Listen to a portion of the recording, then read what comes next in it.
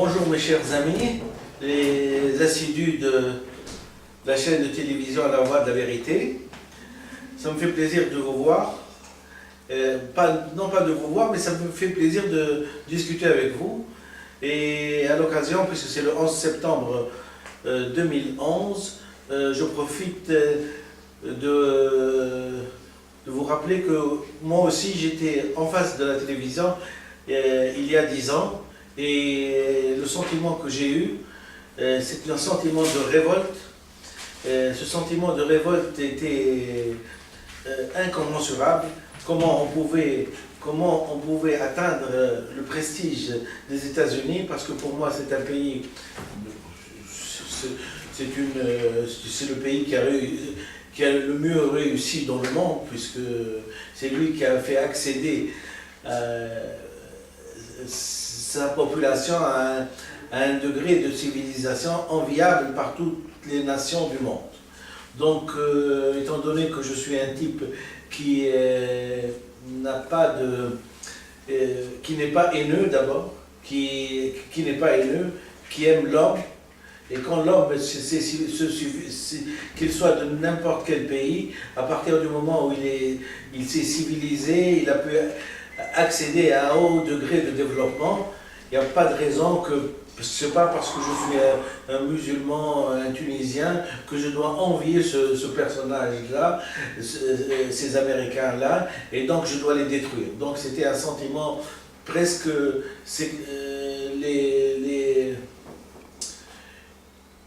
les tours jumelles, quand on les a détruits, c'est une partie de moi-même qu'on a détruit aussi.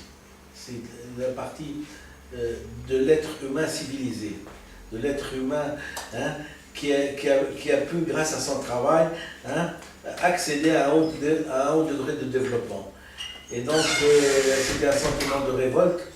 Et c'était un sentiment de révolte d'autant plus grand que j'avais le sentiment, puisque je suis musulman et tunisien, de me dire comment nous, notre sang, nous les Arabes, nous pouvons faire une chose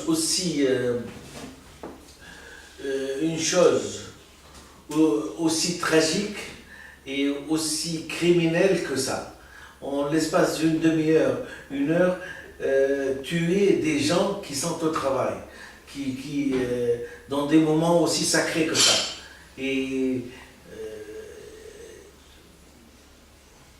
bien que j'ai fait de la psychanalyse, et je suis toujours tenté par donner des alibis aux êtres humains et des raisons à certains actes, mais cette fois-ci c'est la goutte qui a fait déborder le vase, c'est la révolte dans mes entrailles. Pourquoi? Parce que c'est des innocents. Et quand je dis c'est des innocents, ça aurait pu être comme les tours jumelles. Ça aurait pu être ils auraient pu détruire le quartier de la Défense à Paris, par exemple. C'est-à-dire c'est une atteinte de l'homme dans ce qu'il a de plus cher. Et ce qu'il a de plus cher est toujours sa transcendance maximum, c'est-à-dire là où il est arrivé, là où il a pu démontrer par son génie comment il a pu construire des choses, comment il a pu vaincre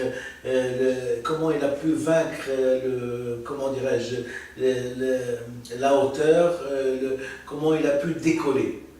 Et là le symbole de l'Amérique, le symbole de la puissance américaine a été atteint de façon cruciale. Bon, mais en dépassant un petit peu, on peut dire sans légitimer et sans déculpabiliser, on peut dire que certains moyens d'expression ont été quadruplés du fait même que certains ont probablement atteint d'autres dans les antécédents, dans ceux qu'ils ont de plus cher. C'est pour ça que c'est pour ça que les frontières doivent être toujours respectées entre les êtres. Si on ne veut pas avoir de problèmes aussi dramatiques que ça. Hein. C'est toujours un acting out. Du point de vue psychanalytique, c'est un acting out.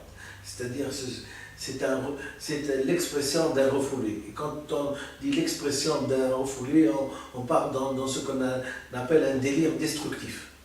Cette destruction. Voilà, c'est tout ce que j'avais à dire. Et heureusement que le temps est passé et que le responsable numéro 1 de cet acte odieux contre la civilisation humaine est étiqueté à juste titre, d'ailleurs, pour que crime contre l'humanité. C'est un crime contre l'humanité. Il est exactement comme Hitler. Hein? Il est exactement comme Hitler. Donc, voilà mon sentiment. Passons à autre chose. Je ne sais pas si quelqu'un parmi vous est en train de suivre tout ce que je dis, non pas au coin du feu, mais au coin de mes deux statues, les deux négresses que j'ai à côté de moi. Hein. Je ne sais pas s'il y a quelqu'un qui est en train de suivre un petit peu l'évolution et toutes les informations que je suis en train de donner, mais je vais, suite donc à la réponse de la direction du ministère des Affaires étrangères, me disant qu'il ne pouvait pas organiser une conférence internationale à Tunis sur le langage, j'ai pris l'initiative, puisque j'ai des compétences et j'ai un savoir assez conséquent pour pouvoir demander à ce que l'écriture de droite à gauche soit déclarée comme crime contre l'humanité. Et donc, j'ai écrit une lettre au CPI, à la Cour pénale internationale, et voici cette lettre. Et ça me fait d'autant plus plaisir d'écrire cette lettre que je me suis dit, ça ne peut être que le fait que peut-être j'avais fait la promesse ce jour-là, le jour du 11 septembre, de me dire je vais aller jusqu'au pourquoi des choses, jusqu'au fin fond des choses, et expliquer tout pour que tout puisse être, pour que nous, en tant qu'agents, nous, pas nous, mais si tu veux, les Arabes, pour expliquer cet acte odieux du 11 septembre, je vais l'expliquer jusqu'au fin fond des choses. Et je pense que toute la culture que j'ai eue, psychanalytique, tous les livres que j'ai pu lire, toute la centaine de livres ont abouti à une seule chose, c'est qu'il faut changer de langue. Et il faut changer de langue. Et le traité sur le langage ne vise que ça. Et c'est la solution, c'est la seule solution pour les Arabes, de respecter leur acquis phylogénique. Si on leur a caché l'acquis phylogénique, eux ils l'ont découvert, et j'espère que la civilisation va reprendre ses droits, et nous ne serons plus étiquetés comme des primitifs, nous serons étiquetés comme des gens civilisés. Et donc je vais vous lire exactement ce que j'ai écrit au CPI. Alors, le 11 septembre 2011, à Monsieur le procureur du tribunal international. J'ai l'honneur, Monsieur le procureur du CPI, de vous demander d'avoir l'amabilité d'accepter la diffusion internationale d'un traité sur le langage, dont la visée est un but civilisationnel vers les populations arabo-musulmanes, et donc les pays arabo-musulmans. Traité qui se propose de fournir à ces pays un document scientifique où, en faisant intervenir l'inconscient, je démontre que la progression de l'écriture ne peut se faire que de gauche à droite. J'ai sollicité l'ONU, j'ai sollicité M. Sarkozy et donc la France pour proposer ce traité sur le langage. Désormais, écrire de droite à gauche doit être inscrit dans votre tribunal du CPI comme crime contre l'humanité. Du point de vue culturel, depuis 50 ans, durant les différents gouvernements de ces pays, feignent d'ignorer ce paramètre essentiel au développement humain. Ceci afin de névrotiser leur population et ainsi de pouvoir abuser de leur pouvoir non démocratique pour les gouverner. Je viens de recevoir une lettre du ministère des Affaires étrangères française évoquant qu'ils étaient en train de faire de la coopération dans ce sens. Je ne sais pas si, après avoir enregistré et caché ces paramètres essentiels au développement humain et donc d'avoir composé avec le crime sous le paravent de la non-ingérence. Et s'agissant de crimes contre l'humanité, on peut parler de coopération saine ou plutôt perverse et machiavélique,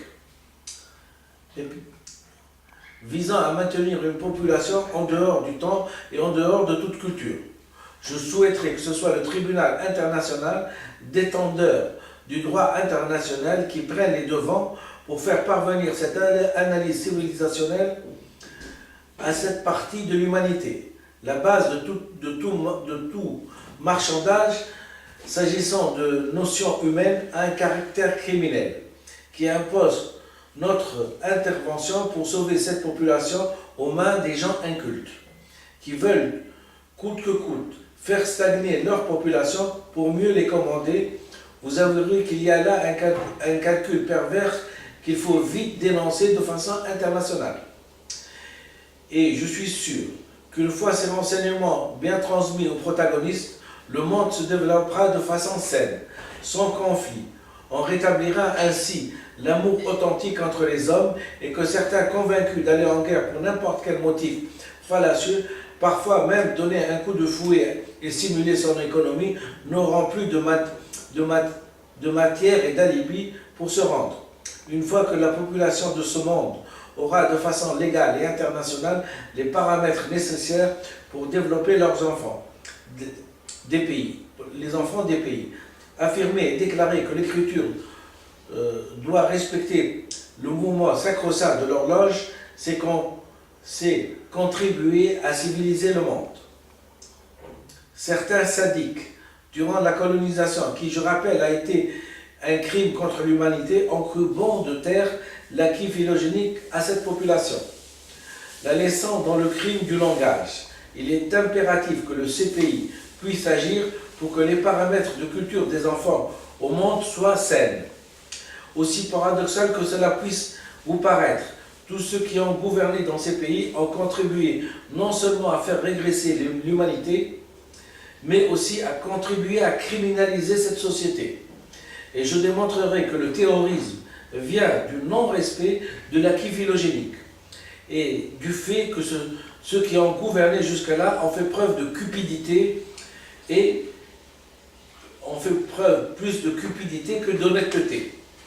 Mes prétentions, en tant que médecin, d'écrire un traité sur le langage se base sur des études authentifiées authentifiées par un éminent psychanalyste, M. Jean Laplanche, attestant que l'approche juste et scientifique des données que j'évoque sont justes. Tout vous sera transmis dès que vous me ferez signe. C'est aussi de vos compétences de prévenir les crimes, même culturels, car c'est lui qui précède le crime tout court contre l'humanité. Dans l'attente de votre réponse, veuillez, s'il vous plaît, accepter l'expression de mon respect. Il est bien entendu que ce document est scientifique, relate des vérités scientifiques qui donc sont indépendantes de toute notion politique et aussi de toute notion de souveraineté. Il s'agit d'éclairer scientifiquement sans s'ingérer, comme on dit, il leur restera leur conscience pour entreprendre et changer. 6 juin, la proposition du président de la République française et 6 juin, la réponse du président. Je vous remercie infiniment. Je ne sais pas si...